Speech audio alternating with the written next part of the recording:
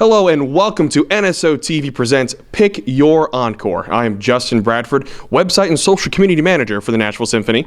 And I'm Robert Ketter, Corporate Development Officer for the Nashville Symphony. And we're here to present you your bracket for the 2016 community concerts, where you can pick your encore at nashvillesymphony.org/pickyourencore. And joining us today to talk about the bracket, we have our on-location expert, Vinay Parameswaran, the Associate Conductor of the Nashville Symphony. Vinay, welcome and thank you for joining us. Thank you so much for having me. It's wonderful to be here with you. So Vinay, let's start by talking about the number one seeds in this tournament, Radetzky's March and Mambo from West Side Story. In your opinion, what makes these pieces as strong as they are? What makes them unique? And would you expect to see them in the championship? Both Radetzky's March and Mambo from West Side Story are very heavy favorite, very strong number one seeds. Radetzky's March is one of the most traditional encores you'll see. It's something that the Vienna Philharmonic will perform every year for their New Year's Eve concert, so it's part of that wonderful tradition.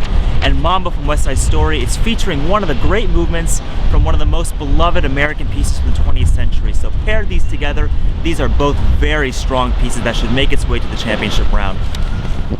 Thanks for that, Vinay, and all that information on the number one seed, Radetzky March.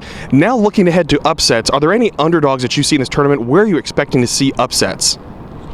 Well, I'm going to look right at Brahms' Hungarian Dance number 1. That is our Middle Tennessee State against Michigan State, or your Yale against Baylor.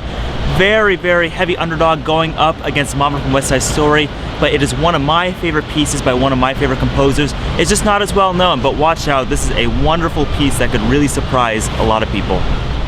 Excellent analysis on possible upset specials there, Vinay. Shows why voting is ever so important. Absolutely, Justin, absolutely. And so, Vinay, we have been talking a lot about the voting process, and, we've also been talking a lot about some of these heavy-hitting, tournament-ready, experience-ready pieces. Also been talking a lot about these potential underdog situations. How do you foresee one of these pieces getting more votes than the other? Well, it's very simple. You just go onto the website and there'll be two boxes, one for each piece. You just click on one box and press vote.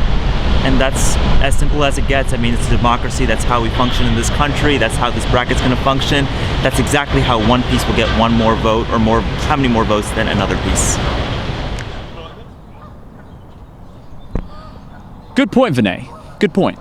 Yes, now, Vinay, last question before we have to say goodbye. Sousa, always a tournament favorite, had a little bit of a down year. While it's heavy on the brass, light on the strings, there's always two sides to the court.